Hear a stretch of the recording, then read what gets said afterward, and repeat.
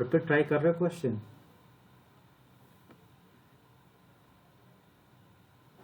चलो ठीक है, थोड़ा टाइपिंग स्पीड तेज करो, जल्दी करो।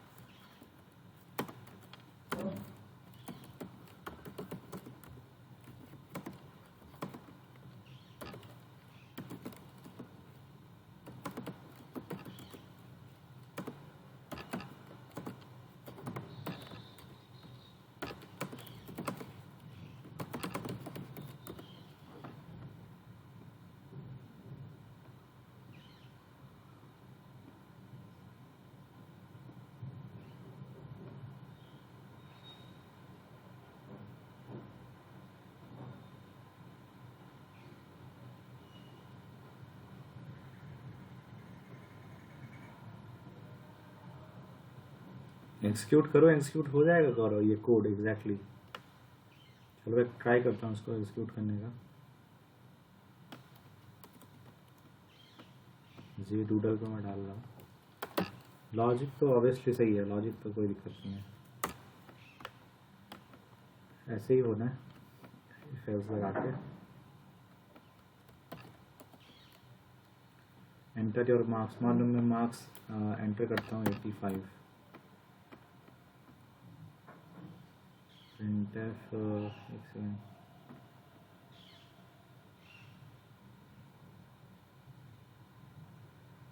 stdio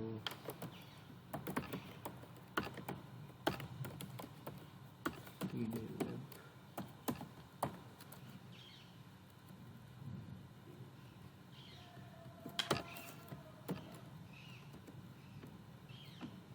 क्या करें?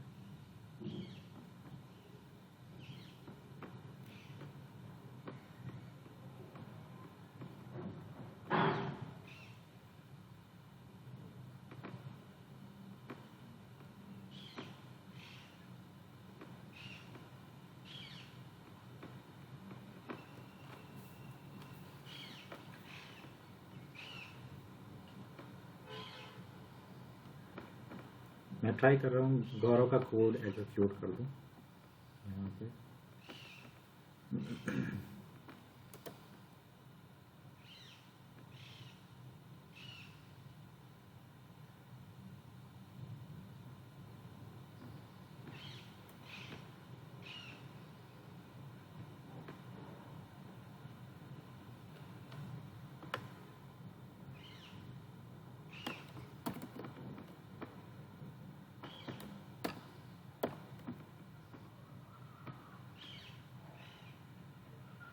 हाँ पहला से 85 पे तुम्हारा,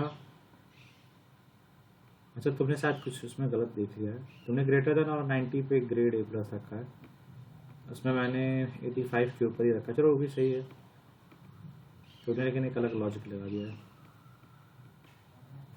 यहाँ जो मैंने दिया था टेबल में वो था कि अगर 85 या उसके ऊपर मार्क्स हो तो A+, तो 90 के ऊपर तुमने कर दिया वो भी ठीक है, बस जहाँ पे 90 है वहाँ पे 85 करोगे तो इस प्रोग्राम के लिए हो जाएगा 90 80। तो चलो मैं एक बीच का ट्राई करता हूँ 45 पे क्या आता है। हाँ UPDC चलो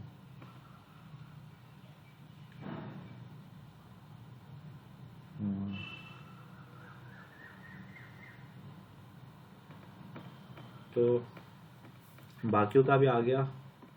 बाकी अरे कितना लोग डाला है इसमें, विनायक ने भी डाला है,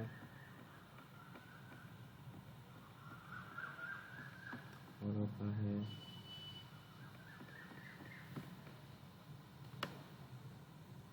अच्छा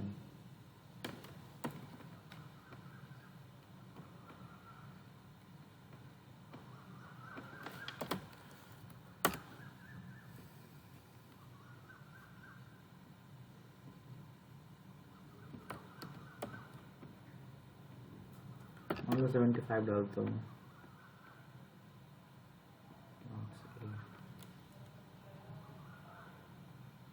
A++A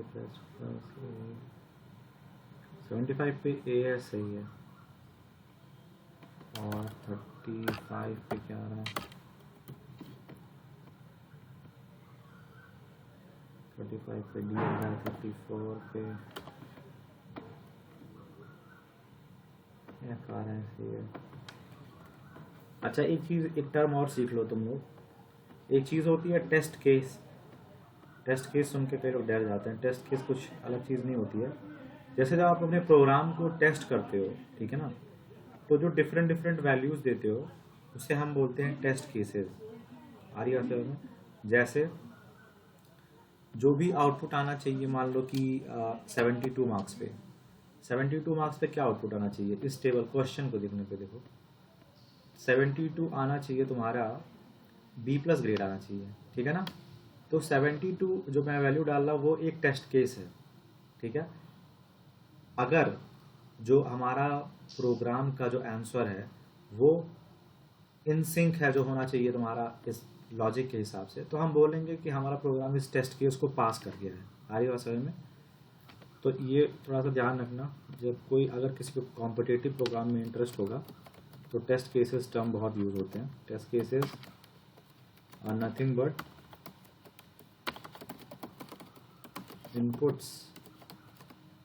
inputs given to check that the program is giving the correct output, ठीक है। तो तुम देखोगे कि क्योंकि तुम प्रोग्राम जब लिखते हो तो अगर तुम कॉम्पिटिटिव प्रोग्रामिंग करते हो तो वहाँ पे हजार टेस्ट केसेस आते हैं। तो जिससे मैंने एक वैल्यू दिया ना, ऐसे मतलब कि हर एक वैल्यू टेस्ट होती है, जिससे तुम्हारा प्रोग्राम में कोई भी एरर ना हो। इस हिसाब से वो टेस्ट करते हैं कि तुम्हारा प्रोग्राम में अगर हल्की सी भी गलती होगी तो निकाल देते हैं, ठीक है ना। तो 1000 टेस्ट केस, 10,000 टेस्ट केस सारे तुम्हें पास करने होते हैं तुम्हारे प्रोग्राम को, तभी वो प्रोग्राम तुम्हारा सही माना जाता है। तो ऐसे तुमको ये जो वैल्यू मैं डाल रहा हूँ ये एक मशीन डालती है, ठीक है ना। ये तुम ना कोड अपलोड करोगे और फिर मशीन वैल्यू डाल के वो तुम्हें बता देगी तुम्हारा कोड सही है नहीं सही है। इन्हीं वैल्यूज़ को जो हम डाल के चेक करते हैं हमारा प्रोग्राम सही आना चाहिए, उन्हें हम टेस्ट केसेस बोलते हैं, ठीक है। तो कहाँ थे हम, हाँ, तो 72 पे जो आना चाहिए, अगर B+ आना चाहिए, B+ आ रहा है, तो हम क्या बोलेंगे कि हमारा टेस्ट केस पास कर गया 72, ठीक है। चलो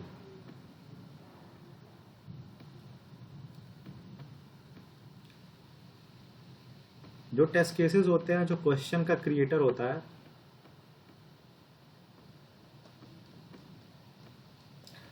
गौरव तुम क्या पूछना चाह रहे हो, मैं समझा नहीं। This will be according to question, समझा। हाँ हाँ ठीक है कोई दिक्कत नहीं।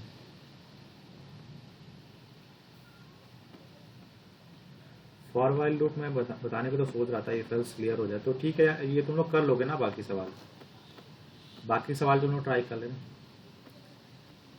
हाँ हाँ, बबीता, अर्पित, तुम दोनों बता दो, मतलब हो जाएगा ना? हाँ, उसको ट्राई कर लेना, कोई दिक्कत होगा तो बताना।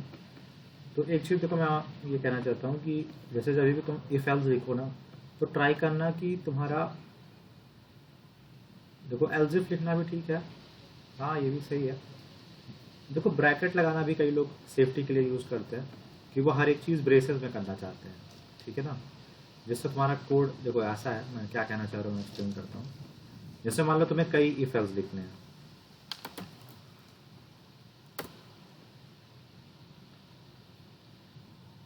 जैसे यहाँ पे हम प्रोग्राम लिख रहे हैं, ऐसा लिख रहे हैं ना, इफ समथिंग कंडीशन, यहाँ कोड हमने लिखा, फिर एल्स लिखा, ठीक है, तो फिर से इफ लिख रहे हैं, तो कई लोग क्या करते हैं ना, यहाँ पे ब्रैकेट डाल देते हैं, फिर इसके अंदर इफ लिखते हैं, जैसे मैंने उसमें लिखा था। तो ये भी एक तरीका होता है। अब अगर तुमसे, जैसे मान लो तुम प्रोग्राम्स लिखो, तुमसे कोई इशू नहीं आ रहा है तो ठीक है, अदरवाइज अगर तुम्हें लगता है कि तुम्हारा, मतलब मान लो कि कहीं पे क्या बोल सकते हो, जैसे एक एरर आती है कि इफ़ और एल्स, तुम कंफ्यूज आते हो कौन से इफ़ का कौन सा एल्स है, तो यहाँ ब्रैकेट लगाने पे कंफ्यूजन थोड़ी सी तुम्हारी हट सकती है। तो ये ट्रिक भी यूज़ कर सकते हो अगर तुम्हें डाउट होता है कि, जैसे ये है ना कि इफ़ किसी एल्स के करस्पॉन्डिंग ही होता है, ठीक है, तो वो चीज़ तुम्हारी, तुम्हें कंफ्यूजन नहीं होना चाहिए प्रोग्राम लिखने में। अदरवाइज फिर अगर ढेर सारे इफ एल्स स्टेटमेंट हो गए तो वहाँ पे एक दिक्कत आ सकती है कि कहाँ पे कौन सा इफ खत्म हो रहा है, कौन सा एल्स खत्म हो रहा है, फिर कहाँ से दूसरा इफ स्टार्ट हो रहा है, ठीक है। तो उस डाउट को हटाने के लिए आप चाहे तो ऐसे ब्रैकेट यूज़ कर सकते हो। यहाँ पे देखो एकदम सिंपली इस वजह से पता चल रहा है कि ये इफ इस एल्स का पार्ट है, ठीक है। फिर यहाँ पे जो तुम एल्स लिखोगे तो वो तुम्हारे उस पर डिपेंड करता है। जो तुम प्रोग्राम ढेर सारे लिखोगे तो तुम अपना एक मौसम काफ़ी ख़राब हो रहा है, चलो ठीक है आगे कंटिन्यू करते हैं, ठीक है। फॉर लूप मैं सोच रहा हूँ आज पढ़ा दूँ आप लोग को। अब देखो यार, एक स्विच स्टेटमेंट होता है, या तो मैं आपको स्विच स्टेटमेंट बताऊं या फिर फॉर लूप बताऊं।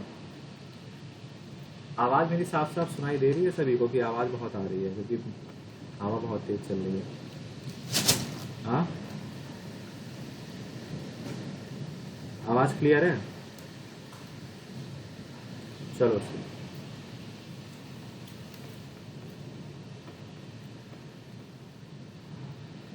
हाँ, अभी देखो क्या मैं कर रहा हूँ ना, स्विच स्टेटमेंट उतना लोग यूज़ करते नहीं है, तो मैं फॉर लूप पे ही आ जाता हूँ। फॉर लूप ज़्यादा इंटरेस्टिंग टॉपिक है और फॉर लूप सबसे ज़्यादा यूज़ भी करते हैं, ठीक है।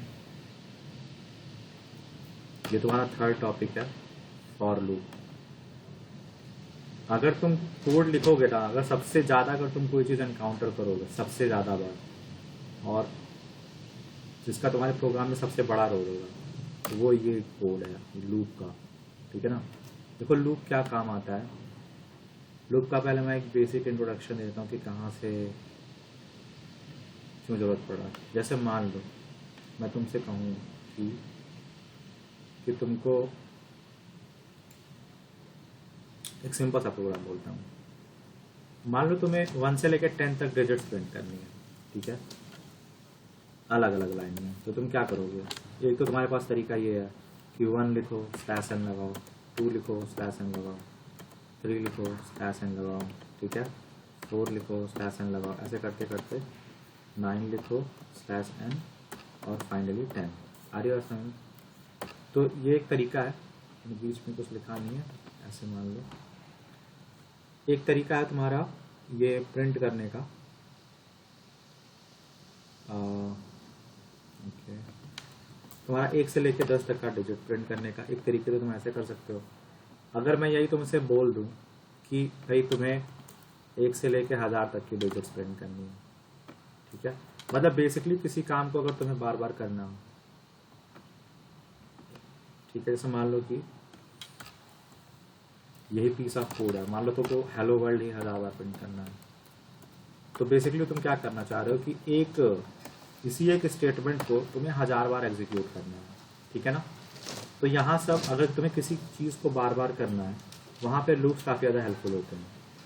ये मतलब सबसे बेसिक यूज़ है लूप का तुम देखोगे इस्तेमाल बहुत ही इनोवेटिव तरीके से करके तुम बहुत ढेर सारी प्रॉब्लम सॉल्व कर सकते हो। ठीक है। तुम्हें लूप की पावर इन फ्यूचर पता चलेगी जब तुम और भी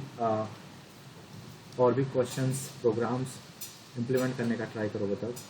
बट ये सबसे बेसिक यूज़ है कि अगर तुम्हें किसी भी पीस ऑफ कोड को कई बार एग्जीक्यूट करना हो तो वहाँ पे आप लूप का यूज़ कर सकते हो, ठीक है। तो देखो मैं एक बार लूप को लिख के बता देता हूँ। अभी इसको समझना मत, इसको मैं समझाऊंगा। बस मैं एक करके दिखा देता हूँ कि अगर इसी चीज़ को 1000 बार करना होता तो देखो ये लूप कितने आसानी से कर देता है और कितना छोटा इसका कोड है।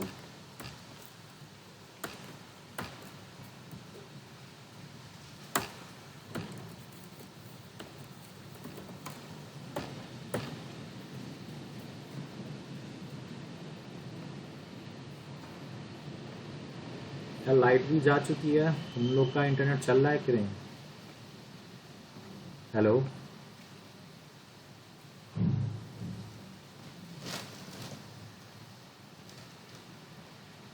अच्छा बबीता, विनायक, हाँ अच्छा बबीता का भी चल रहा है। गौरव, अच्छा गौरव, अच्छा चलो सही है चलो ठीक है, सही है। मैं भी नेट पे ही हूँ तो मेरा भी चल रहा है। चलो ठीक है, तो क्लास कंटिन्यू करते हैं। चलो लाइट भी आ गई, चलो तो जल्दी में लगा कि आए या ना आए, ठीक है। तो देखा है एक कोड कितना छोटा है जो हम यहाँ पे इम्प्लीमेंट कर रहे हैं, कितने शॉर्ट में ये काम कर देता है।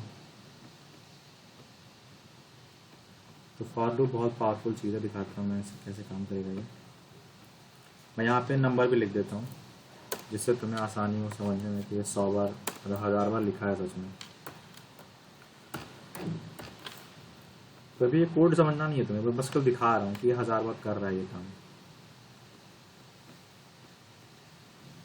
ठीक है। देखो हेलो वर्ल्ड 1 2 3 4 5 6 10, देख रहे हो।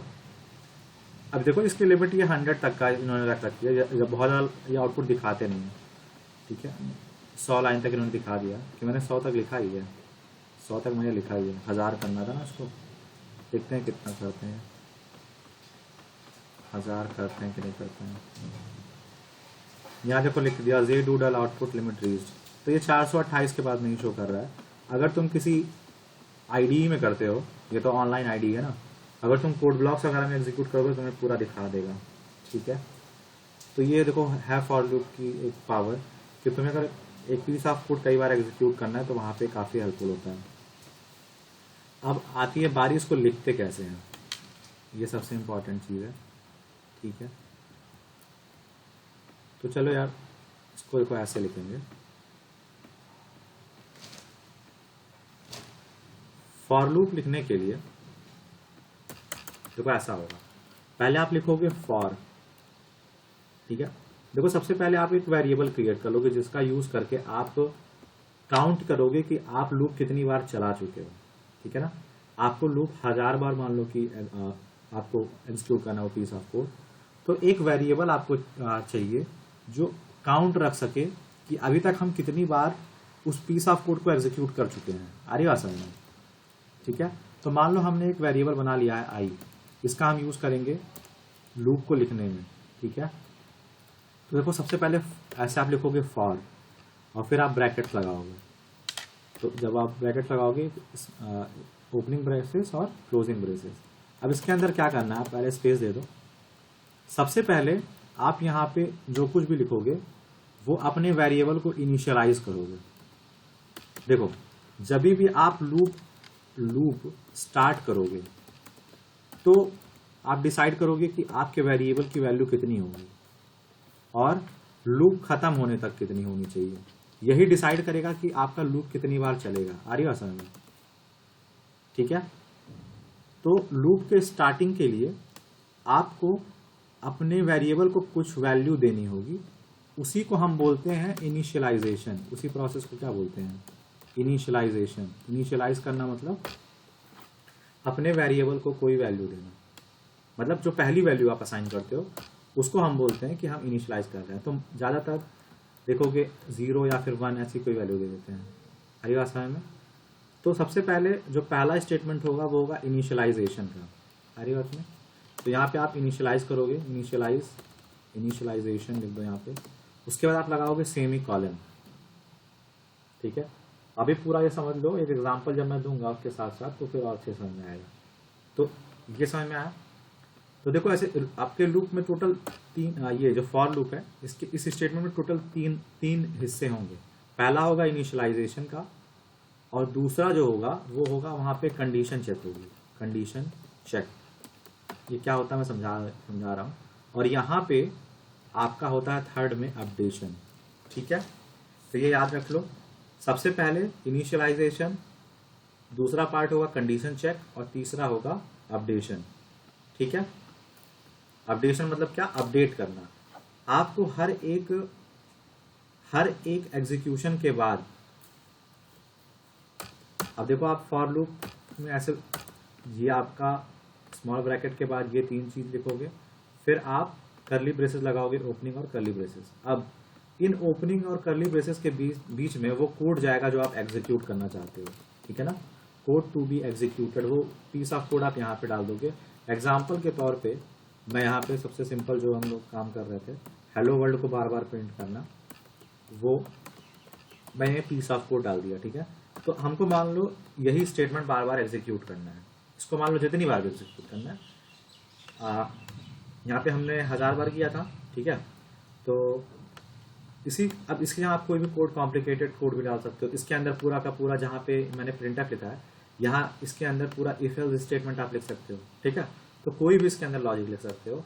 मैं सबसे सिंपल ले रहा हूँ, यहाँ हमें कोड पे तो फोकस नहीं करना है, हमें इस पे फोकस करना है कि फॉर लूप काम कैसे करता है। ठीक है, तो यहाँ समझ में आया, ये इनिशियलाइजेशन, फिर कंडीशन चेक, उसके बाद अपडेशन। ठीक है ना, चलो एक एग्जांपल देखते हैं। उस कोड को हाँ मैं दिखा रहा हूँ, ये रहा, ये कोड दिख रहा है, दिख रहा है, एक सेकंड, दिख रहा है सभी को, यही कोड कह रहे थे गौरव। तो ठीक है, ये देख लो भाई इसमें क्या है। देखो मैं कहा था ना 3 हिस्से होंगे फॉर लूप में, ये ब्रैकेट जो होगा इसके अंदर 3 हिस्से होंगे, और तीनों हिस्से किससे सेपरेटेड होंगे, सेमी कॉलन से। अरे बात समझ में। तो सबसे पहले आप करोगे इनिशियलाइजेशन। तो पहले आपने मान लो ये इंटीजर वेरिएबल क्रिएट कर लिया आई, उसका नाम क्या दे दिया, आई। ठीक है, या इसका नाम चलो एक अच्छा नाम रख देते हैं, काउंटर। काउंटर बेसिकली क्या करेगा, ये काउंट करेगा आपके कितनी बार आपका लूप चला है। ठीक है, काउंटर बेसिकली माइक्रोफोन ऑन है किसी का, गौरव ऑफ कर लो अपना माइक। तो देखो हमने क्या नाम दिया, हमने एक वेरिएबल क्रिएट किया काउंटर। ठीक है, अब मैंने बताया क्या, टोटल 3 पार्ट होंगे, तो 3 पार्ट हम सेपरेट कैसे करेंगे, सेमी कॉलन से, ये मैंने बताया। ठीक है, तो सेमी कॉलन के ये जो पहले वाला पार्ट है, ये पार्ट, ये पार्ट क्या है, इनिशियलाइजेशन। ठीक है, सेमी कॉलन के बाद ये जो बीच वाला पोर्शन है ये क्या है, कंडीशन चेक। ठीक है, मैं इसके ऊपर लिख देता हूँ, ये क्या है, इनिशियलाइजेशन। इनिशियलाइजेशन के बाद क्या है, ये है आपका कंडीशन चेक। ठीक है, और ये लास्ट पार्ट क्या है, लास्ट पार्ट है आपका अपडेशन। आ रही बात समझ में। तो देखो क्या काम होता है कि कंट्रोल देखो ऐसे आएगा, सबसे पहले क्या होगा, एक वेरिएबल क्रिएट होगा काउंटर नाम से। ठीक है, अब आगे आया तो इसे मिला फॉर लूप। ठीक, फॉर लूप मिला, फॉर लूप के अंदर जाएगा, सबसे पहले किस पे जाएगा, सबसे पहले इनिशियलाइजेशन पे जाएगा। ठीक है, अब ये ध्यान देना, इनिशियलाइजेशन केवल एक बार एग्जीक्यूट होता है। ये जो कोड है इतना, ये इतना कोड है, काउंटर इज इक्वल टू 0, ये केवल एक बार एग्जीक्यूट होगा, फिर कभी एग्जीक्यूट नहीं होगा। आ रही बात समझ में, एक बार ही एग्जीक्यूट होगा, तो एग्जीक्यूट होने पे क्या होगा, काउंटर की वेरिएबल क्या हो जाएगी, 0 हो जाएगी। आ रही बात समझ में। उसके बाद देखो क्या होगा, उसके बाद होगा कंडीशन चेक। हम चेक करेंगे, अगर ये कंडीशन ट्रू हुई तभी जाके आपका कोड एग्जीक्यूट होगा, अदरवाइज एग्जीक्यूट नहीं होगा। आ रही है समझ में? तो काउंटर की वैल्यू कितनी हो जाएगी इनिशियलाइजेशन के बाद? 0। फिर कहाँ कंट्रोल जाएगा? कंडीशन चेक पे आपका कंट्रोल जाएगा। अब चेक होगा क्या काउंटर 1000 से छोटा है? काउंटर की वैल्यू क्या है अभी? 0। तो क्या ये 1000 से छोटा है? Answer is yes. यानी कि ये जो स्टेटमेंट है ये क्या रिटर्न करेगा? ट्रू। तो जब ये ट्रू होगा तभी जाके ये स्टेटमेंट एग्जीक्यूट होगा, अदरवाइज नहीं होगा। आ रही है समझ? तो देखो काउंटर क्योंकि 0 से छोटा है तो इसके अंदर जो भी कोड है वो क्या होगा? एक बार एग्जीक्यूट होगा। आ रही है समझ में? तो यहाँ पे क्या लिखा हुआ है? प्रिंट एफ हेलो वर्ल्ड,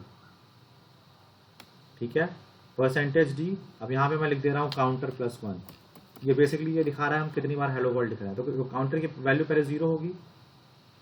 एक काम कर सकते हो, इसको ये भी हटा ही देते हैं, थोड़ा कॉम्प्लिकेट करेगा। बस केवल हेलो वर्ल्ड मान लो एग्जीक्यूट करते हैं, ठीक है ना? तो काउंटर की वैल्यू कितनी? हम इनिशियलाइजेशन पहले हुआ, काउंटर की वैल्यू हुई 0। उसके बाद एग्जीक्यूट नहीं होगा, पहले कंडीशन चेक होगी। इनिशियलाइजेशन के बाद क्या होता है? कंडीशन चेक, ठीक है ना? उसके बाद कंडीशन अगर ट्रू हो गई तो क्या होगा? ये स्टेटमेंट एग्जीक्यूट होगा। आ रही बात समझ में? ये स्टेटमेंट, इसके अंदर जितना भी कोड रहेगा, ये तो मैंने एक लाइन का कोड लिखा ना, ऐसे मान लो कि कई लाइन्स ऑफ कोड है, तो जितना भी कोड होगा वो सारा का सारा कोड क्या होगा? एग्जीक्यूट होगा। उस प्रोसेस के बाद जब एग्जीक्यूशन यहां तक पूरा हो जाएगा फिर होगा अपडेशन, ठीक है? तो अपडेशन में देखो क्या है? काउंटर की वैल्यू हम 1 से बढ़ा दे रहे हैं। आ रही बात समझ में? ये होने के बाद अब देखो दोबारा इनिशियलाइजेशन नहीं होगा। मैंने बताया कि इनिशियलाइजेशन केवल एक बार होगा। वो होने के बाद केवल 2 चीजें चलेंगी, क्या? अपडेशन और कंडीशन चेक। हर एक लूप के बाद अपडेशन होगा, हर एक एग्जीक्यूशन के बाद। ये जब ये पूरा हो जाएगा तो हम बोलेंगे कि एक बार लूप चल गया, यहाँ से लेके यहाँ तक जब कोड एग्जीक्यूट हो जाएगा एंड तक का, मतलब जब आपका फॉर लूप जहाँ पे खत्म हो रहा हो, तो हम बोलेंगे कि लूप एक बार चल गया। उसके बाद क्या होगा? अपडेशन होगा। तो अपडेशन में क्या हो रहा है? काउंटर ++। इसका मतलब क्या हो रहा है? काउंटर की वैल्यू हम 1 से बढ़ा दे रहे हैं। अपडेशन के बाद फिर से क्या होगा? Condition check. कंडीशन चेक होगा, अगर कंडीशन ट्रू निकली तभी जाके ये स्टेटमेंट दोबारा एग्जीक्यूट होगा, अदरवाइज नहीं होगा। तो देखो इस स्टेटमेंट के बाद, एक सेकेंड, ये एग्जीक्यूट जब हो गया तो काउंटर ++ होगा। तो काउंटर की वैल्यू पहले 0 थी, अब काउंटर की वैल्यू ++ होने के बाद क्या हो जाएगा? 1 हो जाएगा। फिर चेक करेंगे क्या काउंटर <1000 है, क्या 1 <1000 है? तो आंसर इज यस। अब क्योंकि ये स्टेटमेंट ट्रू है तब ये स्टेटमेंट दोबारा एग्जीक्यूट होगा। फिर क्या होगा? फिर से कंट्रोल किसके पास जाएगा? अपडेशन के पास जाएगा। आ रही बात समझ में? फिर काउंटर की वैल्यू 1 से कितनी हो जाएगी? 2 हो जाएगी। उसके बाद क्या होगा? उसके बाद फिर से कंडीशन चेक होगा। तो ये प्रोसेस बार बार रिपीट होगा। तो देखो फॉर लूप एग्जीक्यूट होने का प्रोसेस क्या है? सबसे पहले इनिशियलाइजेशन,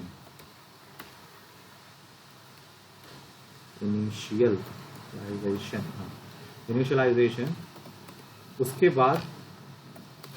उसके बाद कंडीशन चेक, ठीक है? उसके बाद execution,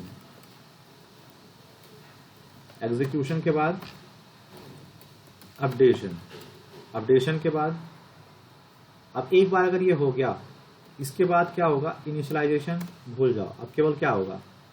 condition check. Condition check के बाद फिर से क्या होगा? कोड एग्जीक्यूशन, और फिर से क्या होगा? अपडेशन, और फिर यही प्रोसेस बार बार रिपीट करेगा। आ रही बात समझ में? ये प्रोसेस बार बार रिपीट करेगा। आ रही बात समझ में?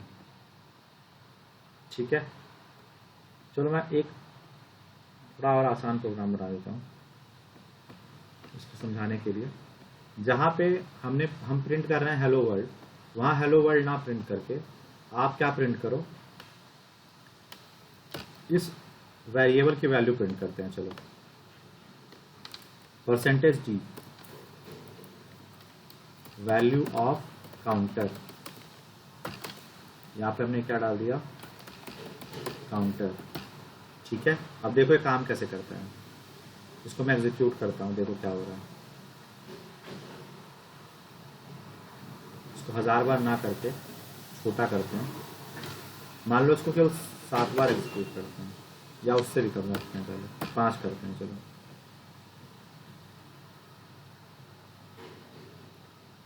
दिख रहा है, देखो क्या हो रहा है, आउटपुट क्या आया, value of counter is 0, value of counter is 1, value of counter is 2, 4 तक का देखो एग्जीक्यूट हुआ है।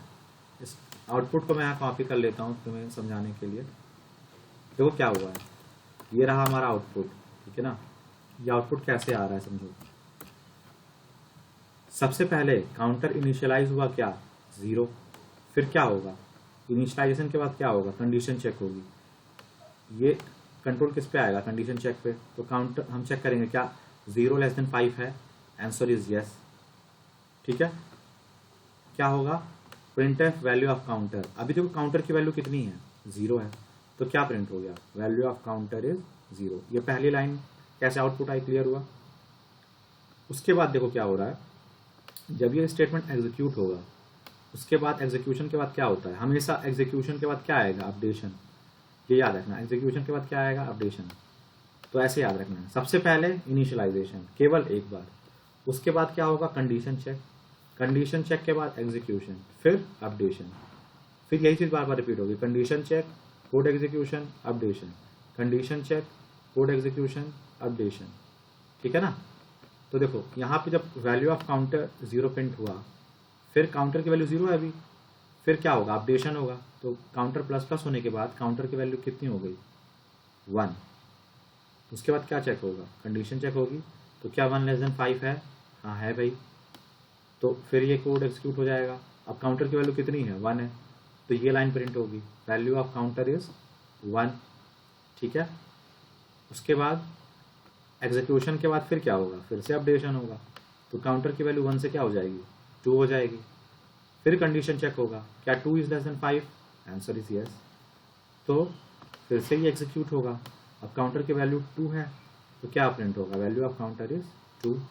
फिर से अपडेट होगा 3, फिर 3 लेस देन 5 है, हाँ, क्या प्रिंट होगा, वैल्यू ऑफ काउंटर इज 3।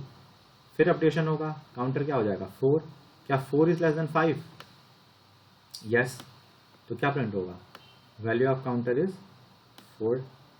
फिर क्या होगा, काउंटर की वैल्यू फिर क्या हो जाएगी, 5, अपडेट हो गया, तो क्या 5 इज लेस देन 5, क्या 5 5 से छोटा है, कोई बताए,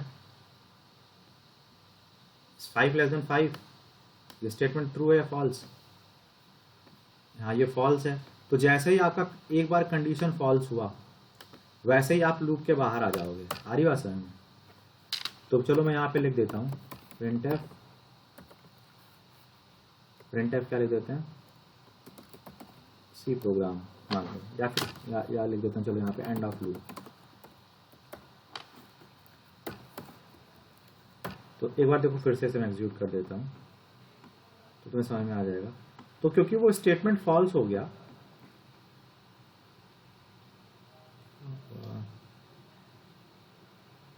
अभी तक तो सब सही चल रहा था। अच्छा हाँ, ये सारी चीज़ें मैं लिख रहा हूँ, इसको कमेंट आउट करना जरूरी है।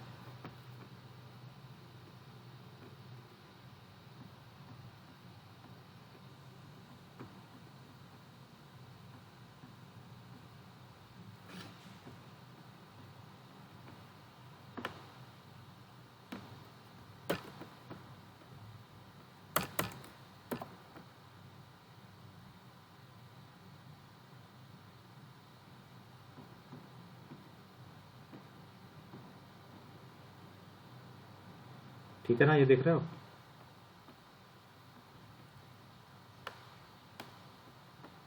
अच्छा एक सेकंड यूजर, मैं दोबारा कर देता हूँ।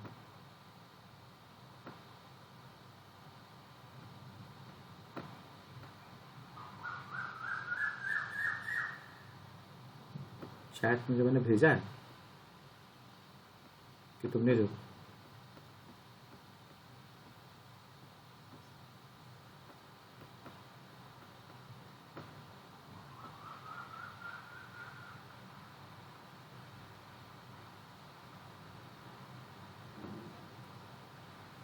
तुम 0 लिखे हो या O लिखे हो, नहीं, तुम एक बार फिर से चेक करो तुमने 0 लिखा है या ओ लिखा है, क्योंकि वो ओ है, 0 नहीं है।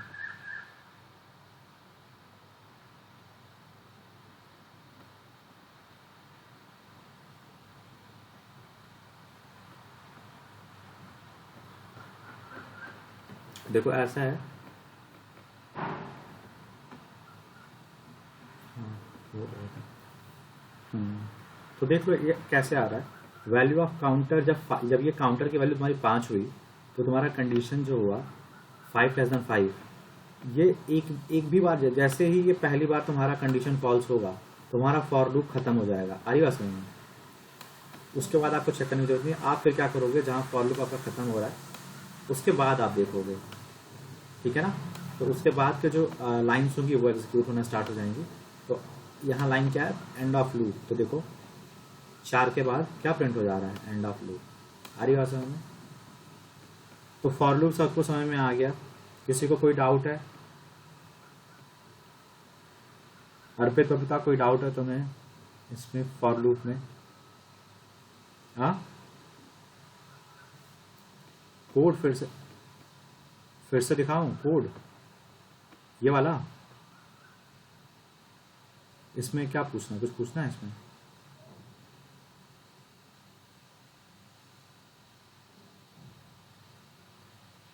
नहीं नहीं, उसको लिखना नहीं पड़ेगा, मैं इसको बस को सिग्निफाई करने के लिए बोल रहा हूँ कि जब तुम्हारा लूप खत्म हो जाएगा ना तो ये तुम्हें लिखने की जरूरत नहीं। मैं ये कह रहा हूँ कि उसके बाद के जो स्टेटमेंट है वो एग्जीक्यूट हो। देखो ऐसा तो नहीं है कि फॉर लूप के बाद तुम्हारा हर बार प्रोग्राम खत्म हो जाएगा, ठीक है।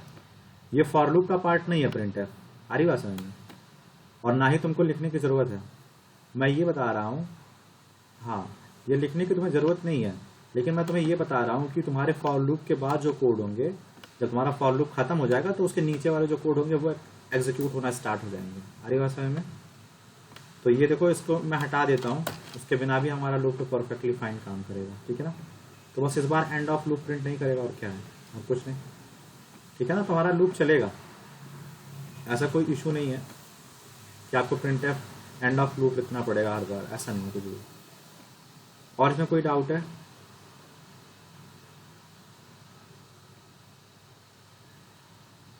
तुम्हारा एक बार आ रहा है, अपना कोड भेजो जरा यहाँ पे चैट में, कोड को कॉपी करो।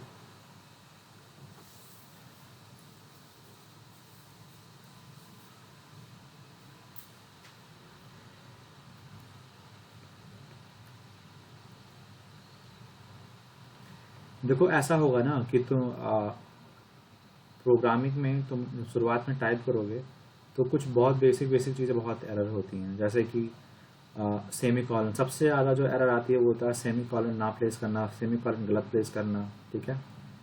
और कॉमा कहीं लगाना चाहिए, तुमने नहीं लगा रखा है, जैसे मान लो एन के बाद यहाँ डबल कोट्स के बाद कॉमा होना चाहिए, तो कई बार ये लोग मिस कर जाते हैं। ये सबसे फ्रिक्वेंटली जो एरर्स हमारे उसमें आती हैं, फ्रिक्वेंटली सबसे ज़्यादा एरर तुमको ये देखने को मिलता है। हाँ,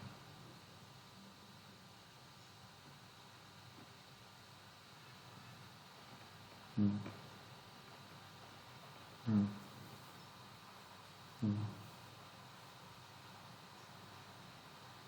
नहीं, सी की जो सी तो तुम्हारी ऑब्जेक्ट ओरिएंटेड लैंग्वेज भी नहीं है, ठीक है ना। तो सी की स्ट्रेंथ इन सब मामले में तो नहीं है, लेकिन ये जानो कि जो तुम्हारी सिस्टम की प्रोग्रामिंग होती है वो सारी की सारी ज़्यादातर लोग सी में ही करते हैं, जितने कंपाइलर्स होते हैं लोग सी में लिखते हैं। तो ग्राफिक्स वगैरह का काम तो इससे नहीं होगा तुम्हारा, बिल्कुल भी नहीं होगा, ठीक है। किसी भी तुम्हारी ऑब्जेक्ट ओरिएंटेड तक नहीं है तुम्हारी सी, तो ये सारे काम में तुम यूज़ नहीं ले सकते हो। बट देखो, जो उसके लिए तुम्हें दूसरी लैंग्वेज पे ही जाना पड़ेगा, तो ये सब इन सब कामों के लिए तुम्हारी पाइथन ही एक अच्छा मतलब लैंग्वेज रहेगी सीखना, ठीक है। पाइथन ले सकते हो, जावा जावा यूज़ कर सकते हो, है ना। हाँ, तो सी प्लस प्लस में सी प्लस प्लस इससे तो ऑब्वियसली ज़्यादा पावरफुल है, क्योंकि वो ऑब्जेक्ट ओरिएंटेड लैंग्वेज है, ठीक है। उसके अंदर तुम्हें और भी चीज़ें मिल जाएंगी, कुछ लाइब्रेरीज भी मिल जाएंगी, तो वहाँ तो काम हो सकता है तुम्हारा। सी में बिल्कुल किसी ये नहीं होगा। तो जो भी कोड्स,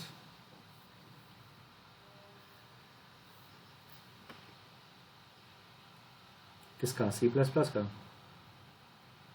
सी प्लस प्लस देखो बिल्कुल कंपैटिबल है दोनों, सी प्लस प्लस। जो कोड तुम लिखोगे सी में, सारे कोड्स ऑलमोस्ट चल जाएंगे तुम्हारे सी प्लस प्लस में। उसको बनाया ही, इसका एक्सटेंशन ही बनाया गया था सी प्लस प्लस को, सी का, ठीक है। क्योंकि ऑब्जेक्ट ओरिएंटेड कॉन्सेप्ट हमारे सी में नहीं है, सी प्लस प्लस वो चीज़ इंट्रोड्यूस कर देता है। तो एक तरीके समझ सकते हो सी प्लस प्लस एडिशन है ओवर सी, ठीक है। तो जो भी चीज़ तुम फंक्शंस लिखते हो जैसे print F, scan F, for loop, ये सारी चीज़ें तुम्हारी सी प्लस प्लस में चल जाएंगी। ये एग्जैक्ट अगर कोड में उठा के तुम्हें दिखाता हूँ मैं, जे डूडल पे मैं तुम्हें सी प्लस प्लस 14 में ले जाऊँ और ये कोड तुम्हें चलाऊँ सी प्लस प्लस 14 में ले जा रहा हूँ। देखो यहाँ पे क्या लिखा हुआ है, सी प्लस प्लस 14 कंपाइलर। तो ये हम जो एग्जीक्यूट करने वाले हैं ये सी प्लस प्लस में एग्जीक्यूट करने वाले हैं। देखो यहाँ पे सेम वही कोड चल जाएगा बिल्कुल एग्जैक्टली, ये एग्जैक्ट कोड तुम्हारा चल जाएगा वहाँ पे, इसमें कोई इशू नहीं आना चाहिए। तुम्हारी हेडर फाइल्स बस सही होनी चाहिए, बाकी सब तो ये कर लेगा खुद। हेडर फाइल्स पर ध्यान रखना है। देखो वही आउटपुट आ रहा है एग्जैक्टली, है ना। तो सी प्लस प्लस जो कोड तुम्हारा सी में चल जाएगा, मेजॉरिटी मतलब 99.9% कोड्स तुम्हारे चल जाएंगे सी प्लस प्लस में। कुछ एक आध फंक्शन जो होंगे जो थोड़े बहुत या तो अपडेटेड होंगे या कुछ फंक्शन रहते हैं जो नहीं होते हैं, लेकिन तुम ट्राई करोगे अगर तो सारे कोड तुम्हारे लगभग चल जाएंगे उसमें, सी प्लस प्लस के कंपाइलर पे। अरे आसान है। तो ठीक है, क्लास ये 10 मिनट हम आगे आ चुके हैं टाइम लिमिट के। तुम्हारा कोड मैं देखता हूँ बबीता, कभी कल देखो थोड़ा सा इसमें इशू आ जाता है कंपाइलर में भी। ओके, कहीं ऐसा तो नहीं है। तुमने डबल कोट जो ब्रैकेट है उसके बाद क्या लिख रखा है? काउंटर प्लस प्लस के बाद सेमी कॉलन तुमने लिख रखा है क्या? हाँ एक चीज़, हाँ ये भी ध्यान, तो थोड़ा कन्फ्यूजन हो सकता है। देखो ऐसा है ना कि फॉर लूप के बाद तुम सेमी कॉलन नहीं लगाओगे डबल ब्रैकेट के बाद, आई बात समझ में? अभी तक है ना, तो वो हाँ ये कन्फ्यूजन तुम्हें हो जाता है। देखो पहली बात तो तुम्हारा कमांड खत्म नहीं हुआ है, कमांड खत्म होने पे तुम लगाते हो ना, ठीक है। फॉर लूप में तुम्हें नहीं लगाना है सेमी कॉलन। ये देखो थोड़े बहुत छोटे मोटे कन्फ्यूजन आएंगे जब तुम एक बार कोड लिखोगे, तो ये सारे कन्फ्यूजन दूर हो जाएंगे कि तुम्हें सेमी कॉलन कहाँ यूज़ करना है कहाँ नहीं यूज़ करना है, सारे प्रॉब्लम्स दूर हो जाएंगे।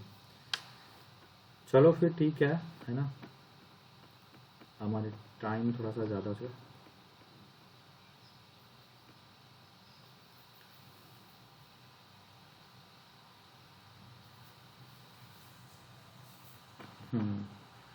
देखो ऐसा है कि जो मैंने तुम लोग को बुक सजेस्ट किया है, एटलीस्ट एक बुक वो ले लो, ठीक है। ऑनलाइन रिसोर्सेज भी हैं, तुम क्या क्या पढ़ सकते हो खुद से। अब वो काफ़ी चीज़ें तुम लोग खुद से पढ़ सकते हो थोड़ा, लेकिन मुझे भी और क्लास लेना पड़ेगा अगर तुम्हें आगे पढ़ना है। तो जो लोग प्रोग्रामिंग बिल्कुल नहीं पढ़े, जो लोग पढ़ चुके हैं ऑब्वियसली वो फॉलो कर सकते हैं जो वेबसाइट्स मैंने सजेस्ट की थी, ठीक है। देखो ये कंट्रोल स्टेटमेंट चल रहा है अभी,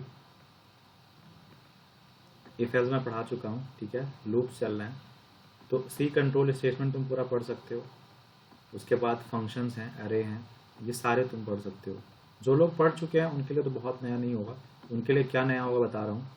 जो लोग जावा वगैरह पढ़े हैं उनके लिए पॉइंटर्स एक नई चीज़ मिल जाएगी तुम्हें, क्योंकि एक्सप्लिसिटली तुम यहाँ पे पॉइंटर्स क्रिएट कर सकते हो सी में। तो ये काफ़ी अच्छा कॉन्सेप्ट है जो कि इंटरव्यूज में बहुत फेवरेट टॉपिक होता है, इंटरव्यूअर का पॉइंटर हो गया, अरे हो गया, ये बहुत ज़्यादा पूछे जा रहे हैं टॉपिक्स हैं। तो कर सकते हो, जिन्होंने कोई लैंग्वेज पढ़ रखी है उनके लिए तो काफ़ी आसान होगा। कोई लैंग्वेज आपने एक बार पढ़ रखी है तो बाकी लैंग्वेजेस सीखना बहुत आसान होता है। रिसोर्सेज बस तुम्हें पता होनी चाहिए सही। तो अगर तुम्हारे पास बुक नहीं है तो ये वेबसाइट फॉलो कर सकते हो, जावा टी पॉइंट है, और एक प्रोग्रामिज करके एक वेबसाइट है, ये भी काफ़ी अच्छी है, प्रोग्रामिज सी लैंग्वेज। इसको भी मैं शेयर कर देता हूँ ग्रुप में, ये भी काफ़ी अच्छी वेबसाइट है, इसका इंटरफेस भी काफ़ी अच्छा है, ठीक है। इसको मैं डाल दे रहा हूँ व्हाट्सएप पे। तो कोशिश करेंगे कि हम एटलीस्ट छुट्टियों में, देखो एक टाइम है जहाँ पे मैं बिल्कुल आराम से पढ़ा सकता हूँ, मुझे भी कोई दिक्कत नहीं होगी, वो है तुम्हारा समर वेकेशन। जो मई में तुम्हारी छुट्टियाँ होंगी, मई से लेकर जुलाई तक का हमारे पास टाइम ही टाइम रहेगा। अगर कोई इंटर्नशिप नहीं करता है और अगर सीखना चाहता है प्रोग्रामिंग, तो हम कर सकते हैं। मुझे वहाँ पे डेप्थ में भी जाने में कोई दिक्कत नहीं होगी, 2 महीना में मैं ढंग से बता सकूँगा आप लोग को। तो यहाँ पे मैं लिंक ये शेयर कर दे रहा हूँ प्रोग्रामिंग्स का, यहाँ से कर सकते हो। हम्म,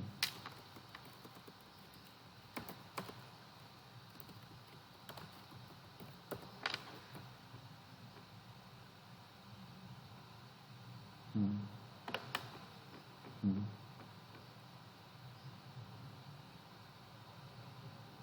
हम्म, हम्म, हम्म।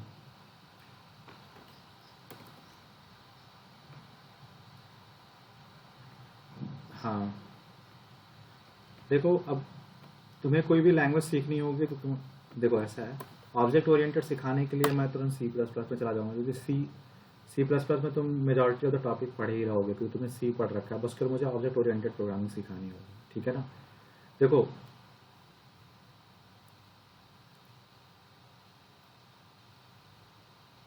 हाँ, अगर तुम्हें पॉइंटर्स वगैरह सीखने हैं ना, मतलब बेसिक तुम्हें बिल्कुल ग्राफ वगैरह कैसे इंप्लीमेंट करना है, ये सारी चीज़ें डेटा स्ट्रक्चर्स एल्गोरिदम से के समझने के लिए सबसे अच्छी लैंग्वेज सी है।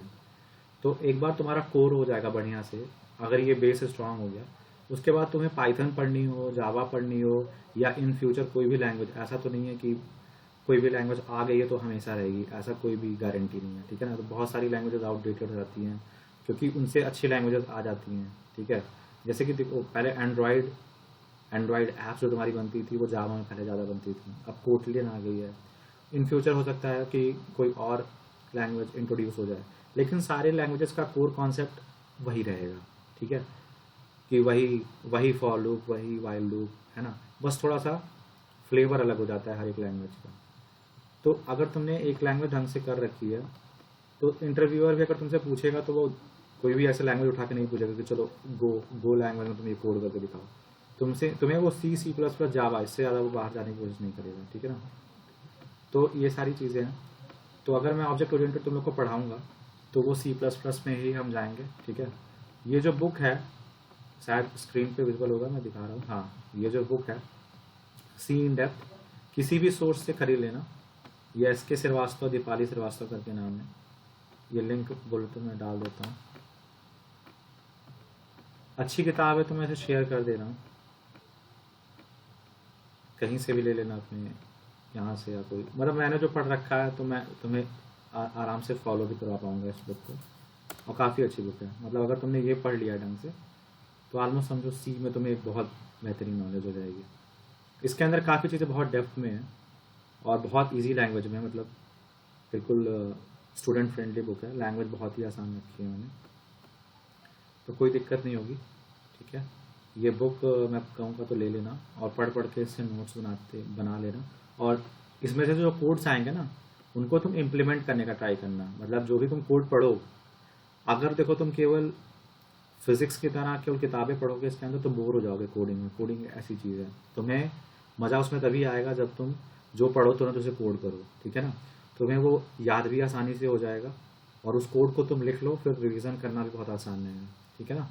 कि कौन कौन सा लाइन क्या क्या कर रहा है वो तुम ढंग से लिखे रहोगे, तो इन फ्यूचर तुम अगर वापस से वो कॉपी खोलोगे तो सब कुछ तुम्हारा रिवीजन बहुत कम टाइम में हो जाएगा। तो मई में मेरे पास टाइम रहेगा ढंग से, ठीक है। या तो डायरेक्ट, अगर सभी लोग, अगर नहीं करना हो इंटर्नशिप, अगर कोई जा रहा है तो बता दे, अगर जो लोग अवेलेबल रहेंगे मैं उन्हें पढ़ा सकता हूँ, ठीक है, मई में। हाँ, बात सही है। तो वही बता रहा हूँ कि मतलब अगर मान लो कि अगर टाइम टाइम रहेगा, ठीक है, तो तुम लोग बता देना। बट वैसे मैं क्लास रखूँगा ही, ठीक है, जिसको जिसको वो इंटरेस्ट रहेगा, जो जो अवेलेबल रहेगा वो ज्वाइन कर लेगा, ठीक है। हम्म। हाँ,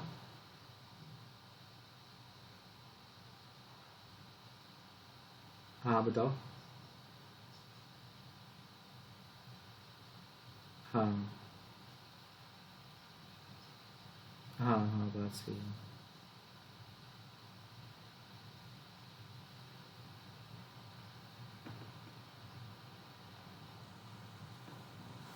हम्म। चलो देखो, हो सके और भी लोग इंटरेस्टेड हो, पता नहीं, हो सकता है अगर बाकी सारे ग्रुप में भी एक साथ लाया जाए सभी को, केमिस्ट्री और मैथमेटिक्स एंड कंप्यूटिंग, तो आ सकते हैं वो, इंटरेस्ट हो सकता है बाकियों को भी, तो शायद कहीं दोबारा ना शुरू करना पड़े मुझे। चलो देखेंगे। लेकिन ये है कि देखो समर में तो क्लासेस होंगी, ये गारंटी है। मतलब अभी तो मैं यही सोच रहा हूँ कि उसमें रख दूँगा। बाकी इसमें ट्राई करूँगा मैं कि एटलीस्ट एक दिन फ्राइडे सैटरडे संडे में से कोई एक दिन क्लास रख दी जाए। हाँ चलो ठीक है, तुम लोग ये बुक ले लेना, है ना। देखो बुक रहेगी तो बहुत अच्छा रहेगा तुम्हारे लिए। ये बुक बहुत बेहतरीन है, कहीं से भी ले लो, सेकेंड हैंड मिल जाए, फर्स्ट हैंड मिल जाए, जैसे भी। बहुत महंगी बुक भी नहीं है, 400 के आसपास की किताब है। चलो तब, है ना। हम्म, ठीक है, बाय एवरीवन।